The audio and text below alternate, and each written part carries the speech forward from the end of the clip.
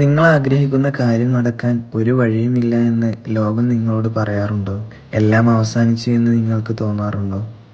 എങ്കിൽ ഒരു കാര്യം ഓർക്കുക, നിങ്ങളുടെ കയ്യിൽ പ്രാർത്ഥന എന്നൊരു ആയുധമുണ്ട്. ബഹുമാനപ്പെട്ട സക്കരിയ അലൈഹിസ്സലാമിന് തൻ്റെ വാർദ്ധക്യ സമയത്തും ഒരു കുഞ്ഞിനെ നൽകിയത് അവിടുത്തെ പ്രാർത്ഥന കൊണ്ടായിരുന്നു. ബഹുമാനപ്പെട്ട ഇബ്രാഹിം നബി അലൈഹിസ്സലാമിന് തീയിലെറിഞ്ഞപ്പോൾ അവിടുന്ന് രക്ഷപ്പെടുക എന്നത് അസാധ്യമായിരുന്നു. പക്ഷേ അല്ലാഹു തആല അവർക്ക് വേണ്ടി പ്രകൃതി നിയമങ്ങളെപ്പോലും മാറ്റിമറിച്ചു. നീ ചോദിക്കുന്ന ചോദ്യം അല്ലാഹുവിനെ സംബന്ധിച്ചിടത്തോളം വളരെ ഇഷ്ടമുള്ള കാര്യമാണ്. മാത്രമല്ല, നിന്റെ കണ്ണീരിനും ആത്മാർത്ഥമായ തേട്ടത്തിനും മുന്നിൽ തകരാത്തതായ തടസ്സങ്ങളില്ല.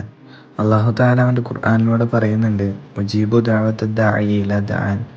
എന്നെ വിളിച്ച് പ്രാർത്ഥിക്കുന്നവൻ്റെ പ്രാർത്ഥനയ്ക്ക് ഞാൻ മറുപടി നൽകുന്നു. അതുകൊണ്ട് തന്നെ അല്ലാഹുവിലേക്ക് എല്ലാം സമർപ്പിച്ചുകൊണ്ട് അല്ലാഹുവിനോട് ചോദിക്കുന്നതായ തേട്ടം അല്ലാഹു വെറുതെ മടക്കുകയില്ല.